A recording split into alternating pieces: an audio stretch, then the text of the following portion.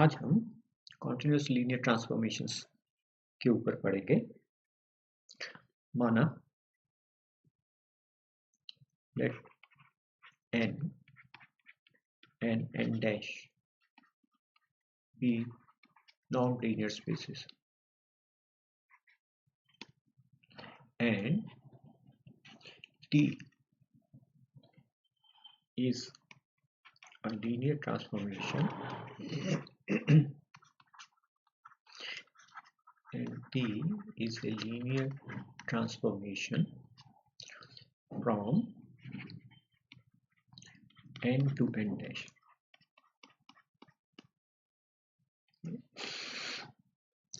If ये जो linear transformation है, if T is continuous, if T is continuous as a mapping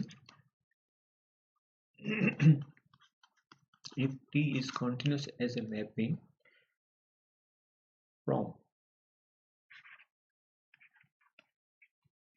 metric space n into n dash, then such a mapping, such a linear transformation, then T is said to be a continuous linear transformation of n into n dash, of non-linear space n into n dash. अब हम जानते हैं कि continuity हमने पढ़ी है। Continuity में हम जानते हैं एक डेफिनेशन एप्सिलॉन डेल्टा डेफिनेशन होती है और कॉन्टिन्यूटी की, और दूसरी सीक्वेंस की सीक्वेंस को लेकर कॉन्टिन्यूटी प्रूव करते हैं, है ना। इस कॉन्सेप्ट को लेकर जो है हम प्रूव करते हैं सीक्वेंशियल फॉर्म। तो यहाँ पर हम मैट्रिक्स स्पेसिस में हमने जब पढ़ा तो सीक्वेंशियल फॉर्म में हमने कॉन्टिन्यूटी पढ़ी, तो इसलिए हम यहाँ पर भी कॉन्टिन्यूटी जो है वह इसी फॉर्म में पढ़ेंगे। आपको ध्यान होगा सीक्वेंशियल फॉर्म क्या है कि इफ फंक्शन कॉन्टिन्यूटी एट कोई भी पॉइंट x, कि if xn converges to x implies fxn converges to fx, then we say that f is continuous at x. This is sequential form of continuity. चलिए अब इसके ऊपर theorem करते हैं। बहुत आसान सी थ्योरम है कि if a linear transformation T is continuous, if T is a continuous, if T is a continuous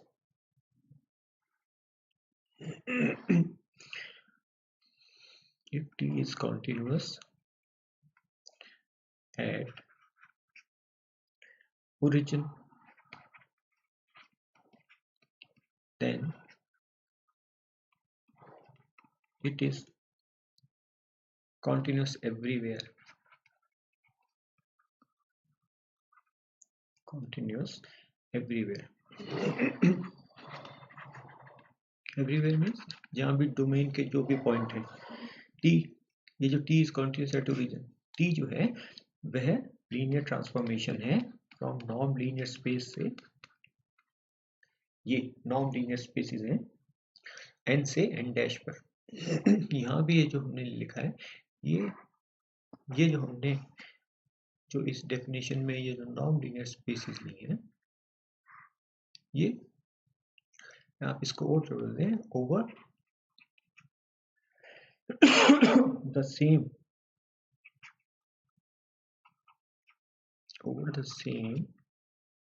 scalar field, over the same scalars, या तो R या C जैसे हम जानते हैं।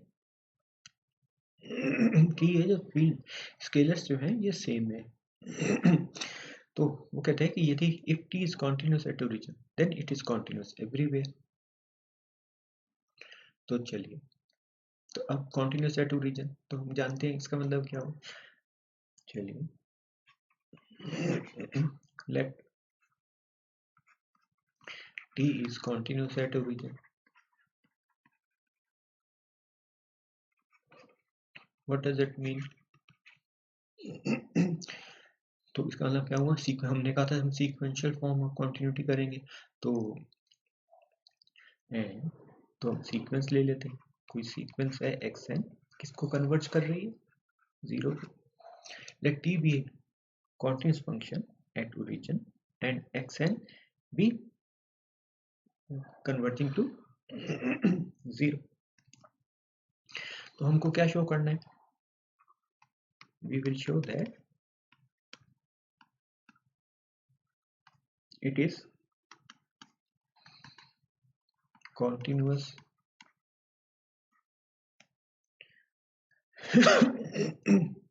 everywhere।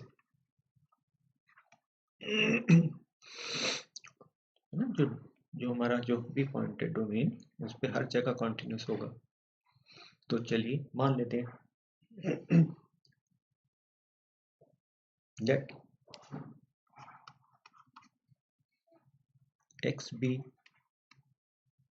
any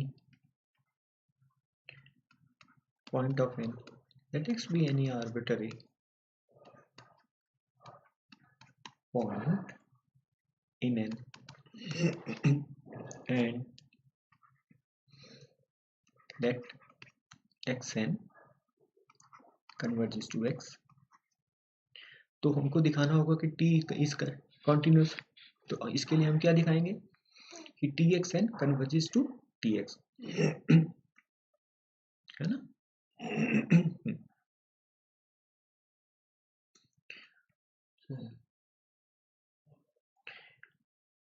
we will show that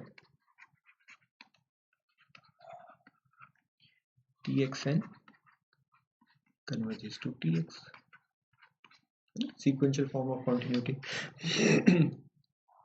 तो xn converges to x, इसका क्या मतलब हुआ, now xn converges to x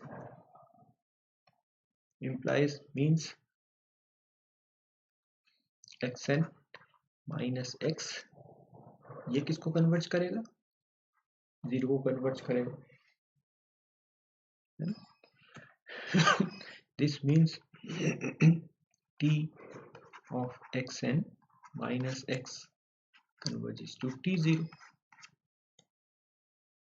ये किसको कन्वर्ज कर जाएगी, जीरो को। क्यों, as t is continuous at origin, origin पे कॉन्टिन्यूस है। ये रहा xn converges to zero.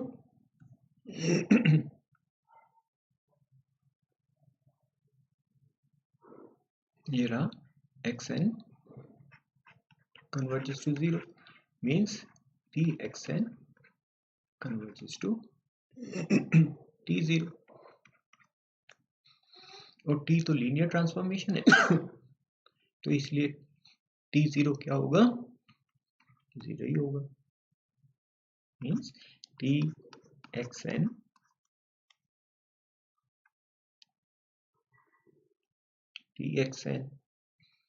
minus x converges to zero. पर t तो लीनियर ट्रांसफॉर्मेशन है, t इज लीनियर। तो इससे हमको क्या पता चला, इस मीन्स ये क्या बन गया, txn minus tx converges to zero as t is linear। या अगर कहें इसका क्या मतलब है, txn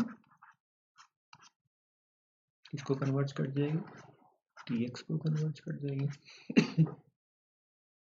तो यही तो था कि xn converges to x implies T X N converges to T X. तो x तो कोई भी पॉइंट था n का, तो इसका मतलब क्या हुआ, this means t is continuous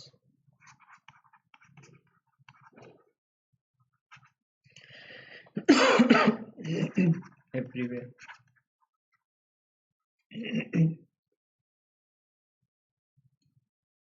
T is continuous everywhere.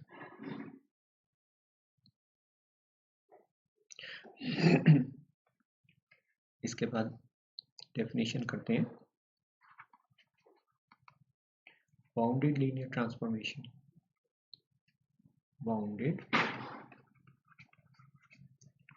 Linear transformation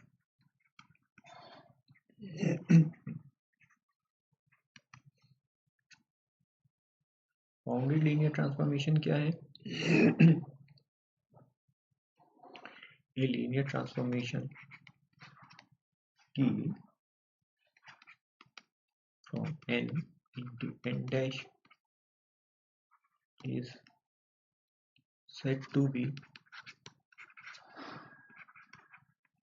bounded linear transformation if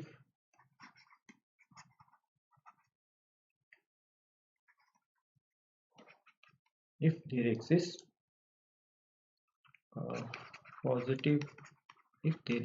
a positive constant m such that norm of Tx is less than equal to m norm of x. This is true for every x belonging to n. तो linear transformation T को bounded कब कहेंगे? कि जब ये वाली बात सही होती है। चलिए इसके ऊपर छोटा सा सिंपल सा रिजल्ट है कि T is bounded if and only if T is continuous.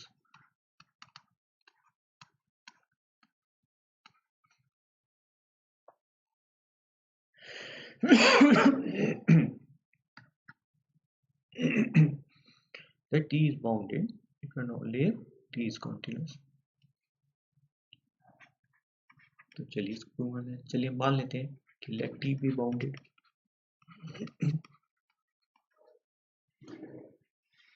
तो प्रूव क्या करेंगे? T is to prove T is continuous.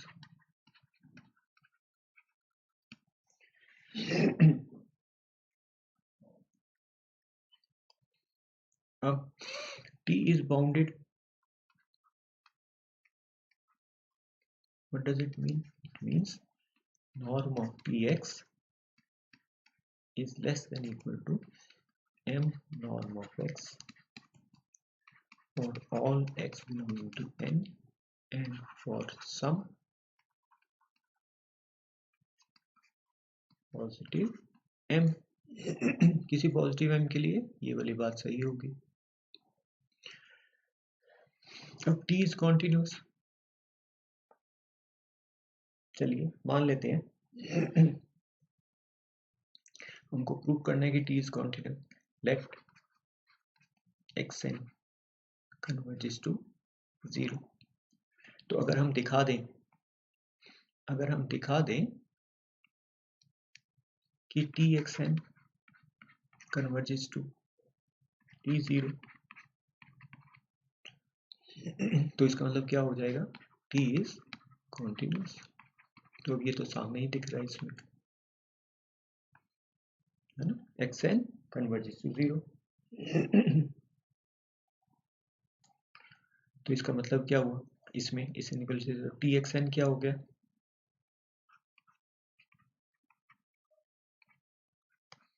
is less than equal to m norm of xn. अब ये xn किसको कन्वर्ज कर रहे हैं? 0 को। इसका मतलब क्या हुआ कि txn also converges to 0.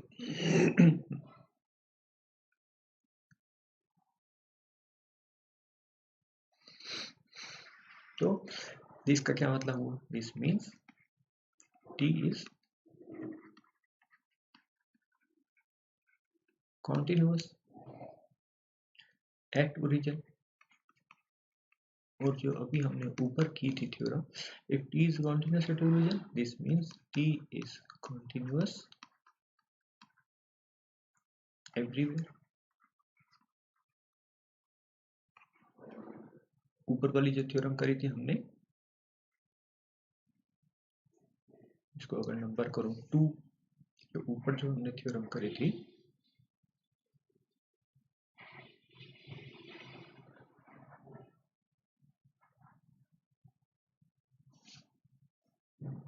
One तो इस वन से जो है हमारे पास क्या आ गया?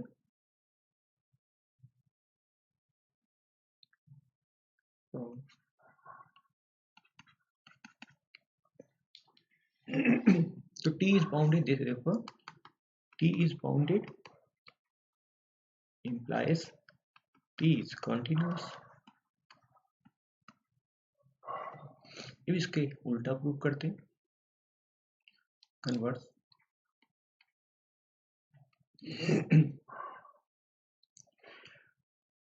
We prove it by contradiction. 2 in 1 in contradiction.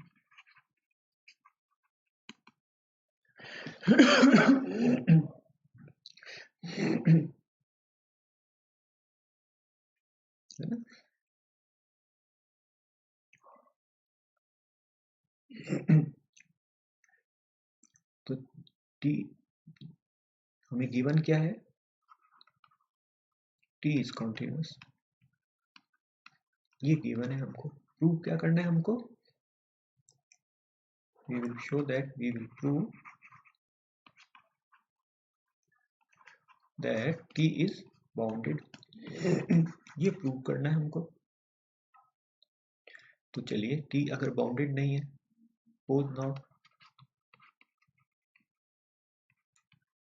suppose t is not bounded. अगर t बाउंडेड होता है तो उस टाइम पे क्या होता है?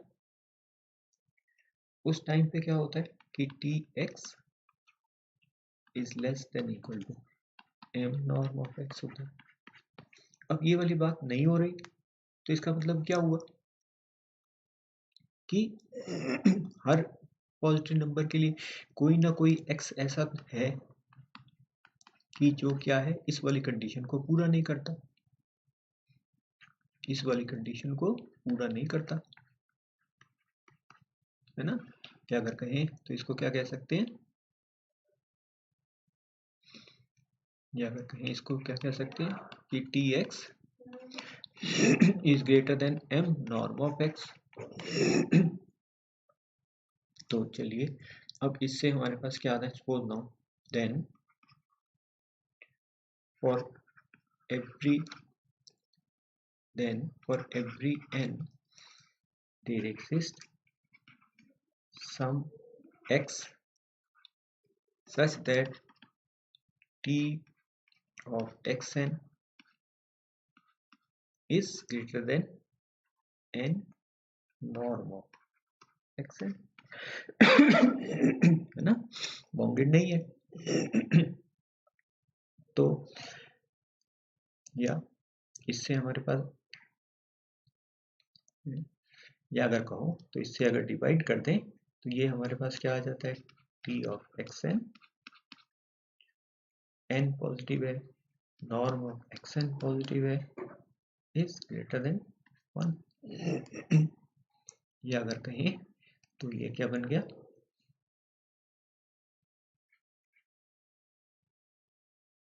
1/n norm of xn t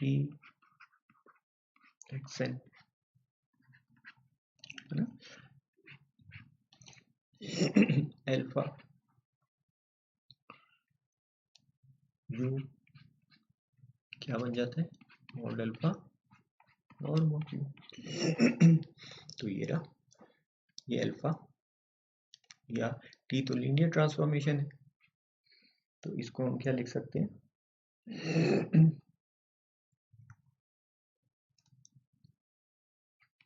T X N by N norm of X N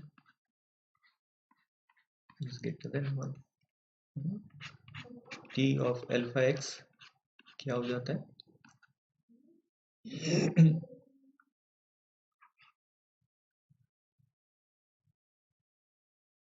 alpha T X. तो अब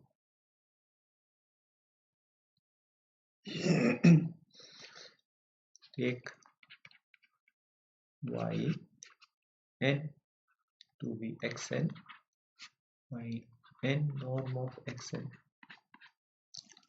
तो norm of yn क्या बन गया, equal to norm of xn by n norm of xn, या अगर कहो तो 1 by n norm of xn by norm of xn, तो 1 by n। तो अब क्या देख रहे हैं हम, norm of yn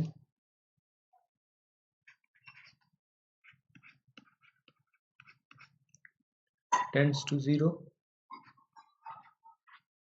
as n tends to infinity, but tyn does not tends to 0 as tyn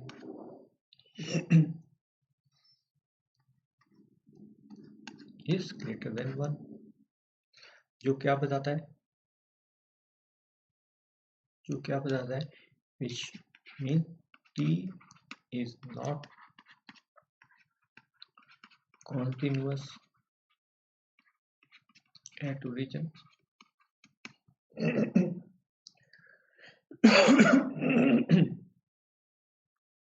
and hence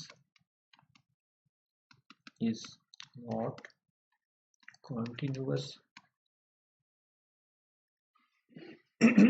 on n।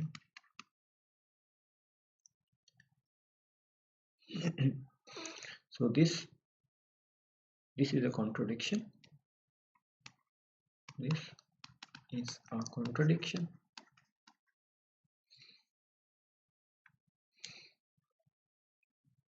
this is a contradiction, which means t is bounded।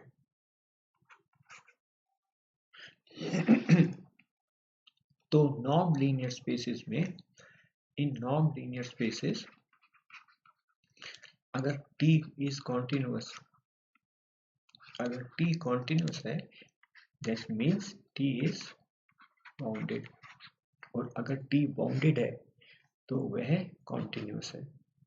हम इन दोनों को इनवेरिएबली यूज कर सकते हैं कि अगर continuous दिया है तो हम बाउंडेड भी मान सकते हैं, और अगर हमारा लीनियर ट्रांसफॉर्मेशन बाउंडेड है नॉन लीनियर स्पेसेस में तो हम उसको कॉन्टिन्यूस ले सकते हैं। Thanks for today.